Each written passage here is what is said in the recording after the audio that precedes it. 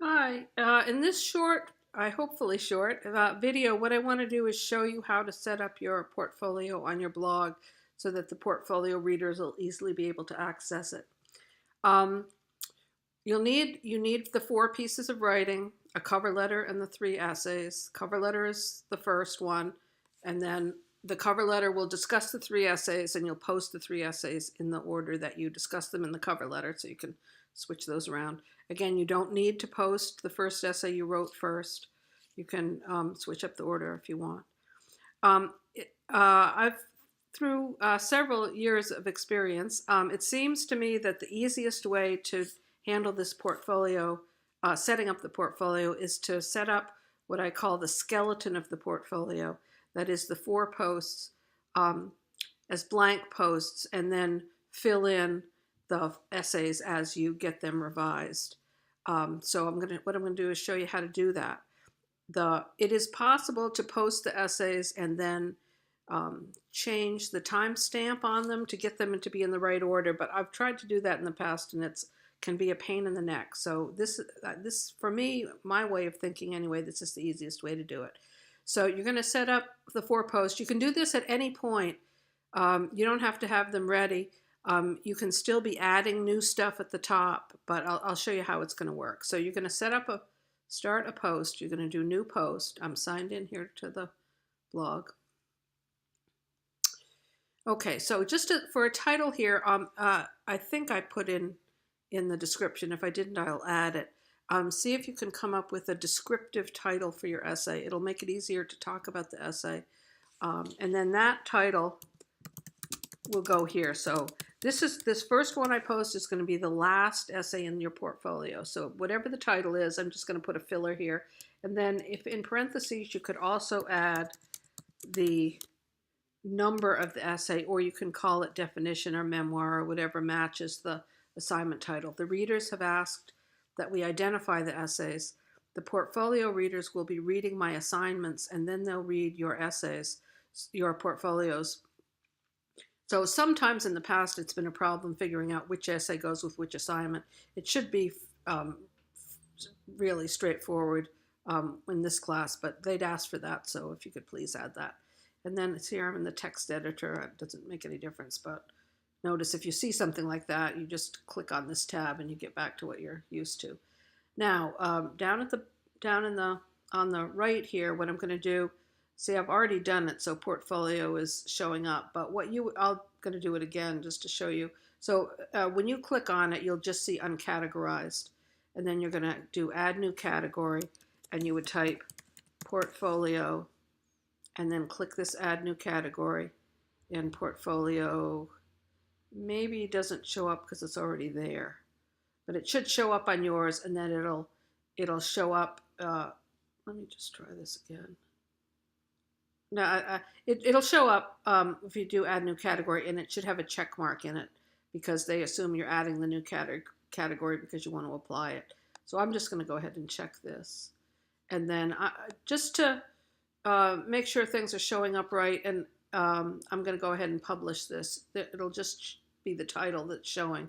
I'll show you what that looks like in a minute after I do the other 3 posts.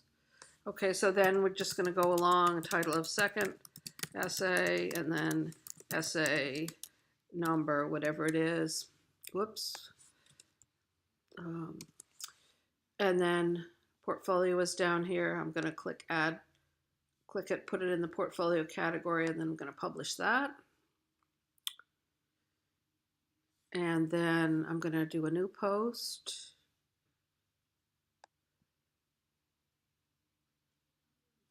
That's going to be the first essay, and then with its number. And then I'll put that in the portfolio category as well and publish that. And then the last thing that I do, which is going to be the first thing that shows up on the blog, is going to be the cover letter. So I'll do plus new post and cover letter. I'll put that in the portfolio and publish it.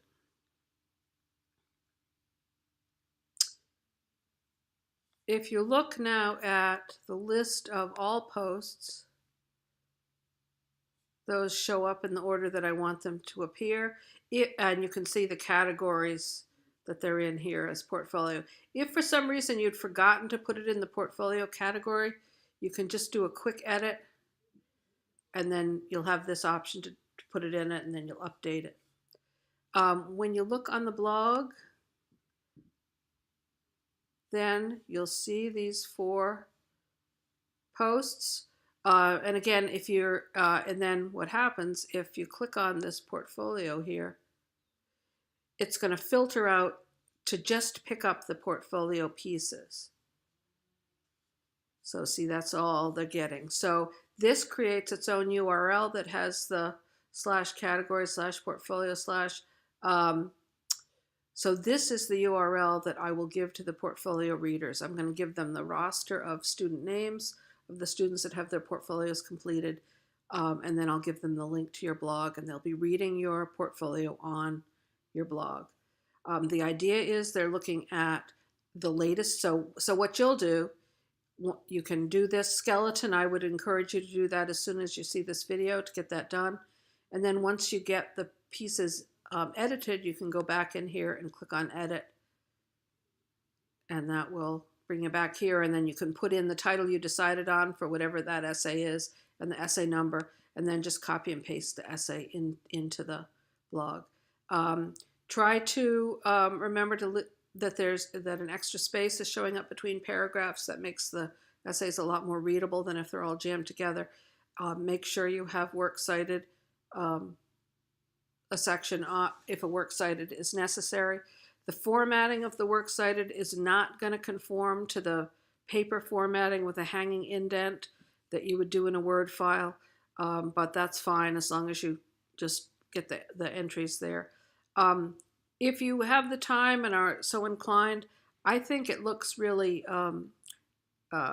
neat in the sense of elegant or something on the blog if you'll make the title of the works cited entry of each source into a hyperlink. So highlight that and paste the URL in back of it.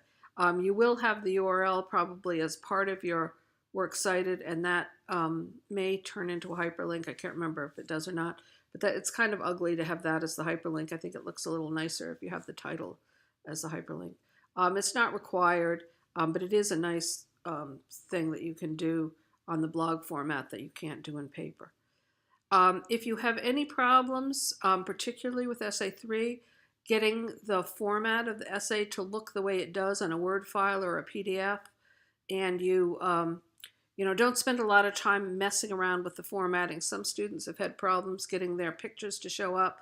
If you have any kind of problems like that, what you can do is take the PDF or the Word file or whatever, you've got things looking the way you want them to, and do this add media, and that would let you then upload a file.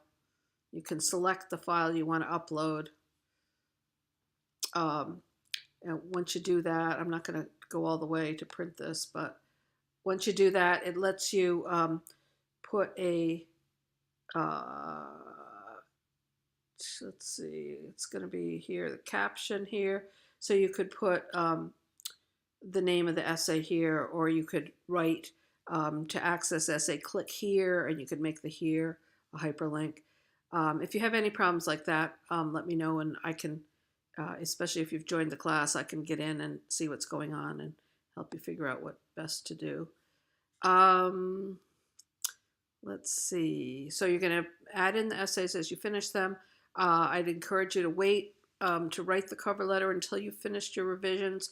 If you want to, you could do the introduction to the cover letter, and then as you post each of the revisions of the essays, you could write that particular paragraph. Be sure, let me just point out one thing on the cover letter assignment. Be sure to notice this part of it, that you want in each paragraph about the essay to talk about your essay as a piece of evidence, and it's evidence that you have the competencies for the course, and these are the criteria that we'll be evaluating the essays on the basis of: focus, development, organization, mechanics, and research skills.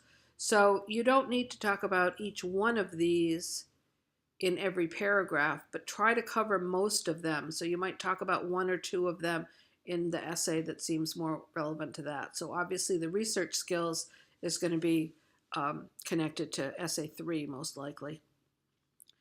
Development, you could talk about the use of detail or supporting evidence in essay 2, or you could talk about the details that you use in your memoir to make scenes vivid.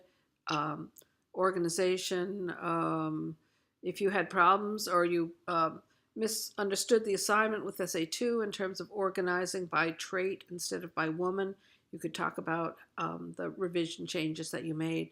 So you can talk about how the finished essay demonstrates these skills, or how in that through the process of writing that essay you learned more about one of these things. So focus might be connected to the revision of your thesis statement, or it might be connected to the addition of topic sentences or some other issue related to maintaining that the essay had one main idea, and that each paragraph was focused on the main idea as well. And then notice this one also. For one of the essays, you want to go into more detail about the process of writing the essay, just to demonstrate your knowledge of the different stages of composition. So how did you think of that topic? How did you decide on that topic? What were the other options you had? How did you collect up the details? Did you do some reading? Did you do some free writing? Did you talk to people? Did you look through your Facebook feed to try to, figure out, look at your photos to try to figure out something that you might write about for your memoir? What was the process like of writing your first draft? Was it in one session? How easily or difficult was it? Were there parts that you had a hard time knowing what to do with in the first draft? What kind of feedback did you get? And then what did you do with that feedback and revision? And then talk about something about what you caught and the changes that you made in proofreading. So one of the 3 body paragraphs of the letter will be bulkier than the others. Again, I would, if you're having problems knowing how to talk about your writing, or you want to look at, get some ideas for what you might say in an introduction or a conclusion, these are 5 of my students from previous semesters. They did all 5 get pass with distinction on their portfolios. So the letters are longer than is necessary in terms of a passing letter. But because they're so long, that it gives you a lot of material to look at, and a lot of different ways they talked about their writing. And it gives you an idea of what a pass with distinction might look like. You can, on each of their blogs, if you click on that portfolio link, you can see what their portfolios look like if you're curious. They were different. It was a different topic for themes for the course, and there's a variety here that it represents. Okay, I think that's all you need to know in terms of setting up the blog. Remember that the portfolios are due by 8 p.m. on Thursday. What I want to be able to see by then is that you essentially have the 4 posts there. You might not have all 5 paragraphs of your cover letter. You still can get in and make tweaking kind of changes through the evening and overnight on Thursday. The portfolio reading will probably start about 9 a.m. So any changes that you make after that, the readers might not have seen. I see a little typo here, Memior. Okay, so I think that's it. If you have any questions, please feel free to shoot me an email. I'm trying to get feedback to essays on essays as fast as I can, but if there's something that you really want to include in the portfolio that I haven't given you feedback on, please send me an email. I'm not going to routinely look over cover letters, but if you would like me to give you some feedback on your portfolio cover letter, feel free to shoot me an email. I'm a little busy today. Today is Tuesday, but Wednesday I'm free most of the day, so I'll be on the computer responding to people. Okay, good luck. Looking forward to seeing what you get together for the portfolio. I'm always proud and pleased with the work my students can once you see it all in one place and have a chance to reflect on it. I hope you'll have that same feeling of pride. Okay, good luck.